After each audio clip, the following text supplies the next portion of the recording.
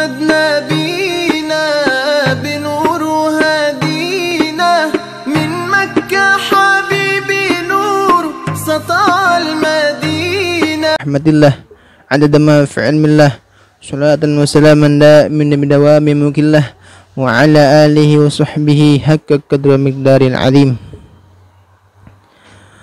Alhamdulillah, dalam pertemuan kita kali ini kita akan membahas tentang al-ma', tentang air. Apa itu air? Dalam syariat Islam, bahwasanya Allah Subhanahu wa taala berfirman dalam Al-Qur'an, "Wa yanzilu minas sama'i ma'an yutahhirukum bih." Kami turunkan, kata Allah Subhanahu wa taala, Allah turunkan kepada kalian air dari langit untuk dipakai bersuci, untuk bersuci dengan air tersebut, kata Allah Subhanahu wa taala. Nah, air berarti intinya air yang turun dari langit, apapun itu bentuknya, apapun itu warnanya, itu air suci. Dikarenakan firman Allah Subhanahu wa taala tadi, dalilnya diambil dari situ. Yang kedua, air itu dalam syariat Islam dibagi menjadi dua, air yang sedikit dan air yang banyak. Nah, setiap masing-masing daripada air ini memiliki hukum masing-masing.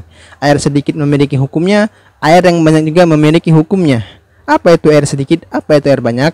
Air sedikit adalah air yang kurang dari 2 kullah. Air yang banyak adalah air yang lebih dari 2 kullah. Pertanyaannya sekarang, apa itu air 2 kullah? Berapakah takarannya? Air 2 kullah itu menurut takaran daripada Baghdad adalah 500 ritel. Kemudian menurut Tarim atau Hadramaut itu 562 ritel wanisf dan setengah. Ataupun kalau kita mau ukur lagi dalam ukuran liter, orang Indonesia atau MUI telah mengambil fatwa bahwasanya 216 liter.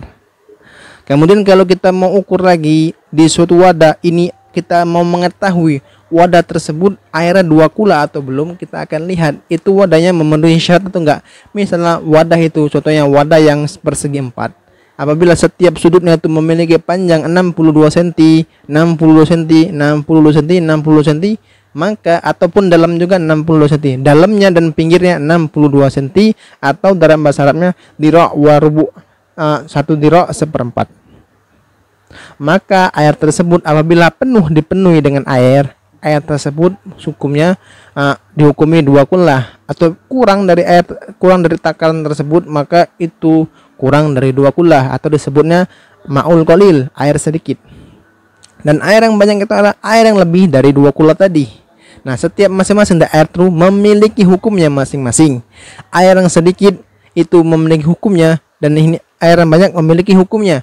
Air sedikit itu hukumnya ya tanajjasu biwuqu'in najasati, menjadi najis dengan kejatuhan najis. Wa illam yataghayyar, walaupun enggak berubah warnanya. Dari mana dalilnya? Rasulullah SAW pernah ditanya suatu hari oleh seorang sahabat, benarnya itu sahabat, ada air yang berada di padang pasir. Air tersebut biasa lewatnya hewan-hewan liar atau seperti anjing ataupun yang lainnya. Nah, ataupun dipakai untuk hewan lain yang membawa najis hewan tersebut. Nah, kemungkinan air tersebut telah diminum oleh hewan tersebut. Apakah ini najis ya Rasulullah? Kata Rasulullah, idza kana ma'ukulatin lam yahmil khabath. Wa fi riwayat Abu Daud, dan riwayat Abu Daud, di riwayat yang lain dan diriwayatkan Abu Daud, fa innahu la yanjusu. Apabila air tersebut 2 kullah, maka air tersebut tidak menjadi najis. Nah, itu kata Rasulullah SAW. Nah, berarti kalau air yang itu kurang dari 2 kullah, maka air tersebut menjadi najis. Kenapa? Nah, walaupun ini air sedikit, kita kembali ke pembahasan kita. Air sedikit, apabila dia terkena najis, maka itu menjadi suci. Nah, kita contohnya air yang di ember. Nah, air yang di ember itu air sedikit kan. Nah, air yang berada di ember, apabila kejatuhan najis, baik itu najis yang ainiyah atau hukmiyah. Ainiyah adalah najis yang kelihatan di mata, contohnya adalah kotoran cicak atau kotoran yang lainnya, atau jenis-jenis najis yang lainnya, maka itu air dihukumi menjadi mutanajjis, atau air yang menjadi najis, tidak bisa lagi dipakai untuk bersuci. Kemudian air yang banyak ada hukumnya juga. air yang banyak atau air yang lebih dari 2 kulah, ini hukumnya menjadi tidak najis apabila kejatuhan najis apapun, kecuali illa taghayyara ta'muhu aw rihu aw launuhu, apabila berubah warna air tersebut, baunya dan rasanya air yang banyak tersebut. Nah, ini juga ulama mengambil dalil dari tadi, idza kana ma'ukullatan lam yahmil khabath. Apabila kata Nabi Muhammad sallallahu alaihi wasallam, apabila air tersebut sampai 2 kula maka tidak menjadi najis apabila kejatuhan najis. Nah, ini apabila tidak berubah. Apa dalilnya apabila tidak berubah menjadi, apabila berubah najis?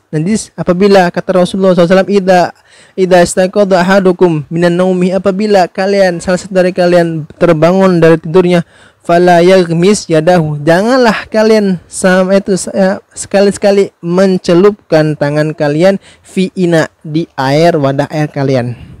Fa innahu, karena sungguhnya la yadri aina batat yadahu, dia tidak mengetahui di mana semalam airnya, tangannya itu bermalam, entah di mana yang ada najisnya. Nah, maka itu ini dalil bahwasanya air itu walaupun air banyak, apabila dia menjadi najis, maka air tersebut apabila berubah warna, bau dan rasanya air banyak tersebut, maka air tersebut dihukumi menjadi mutanajis dan tidak bisa lagi dipakai untuk bersuci. Kenapa kita harus mempelajari tentang air? Kenapa? Karena kuncinya sholat itu adalah bersuci, dan bersuci itu menggunakan air. Miftahul jannah as-shalah, kuncinya surga itu adalah sholat. Wa miftahu sholat at-tahur, kuncinya itu sholat adalah bersuci. Nah, kalau orang tidak bersuci maka tidak sah sholatnya. Maka kita penting untuk mempelajari ilmu air. Nah, kita akan membahas di pembahasan kita minggu depan, yaitu tentang najis yang dimaafu atau dimaafkan apabila terjatuh di air yang sedikit, dan juga benda-benda yang suci yang bisa merubah air kemudian bisa menjadi najis air tersebut atau tidak bisa dipakai untuk bersuci lagi. Kita akan membahas di majelis kita selanjutnya.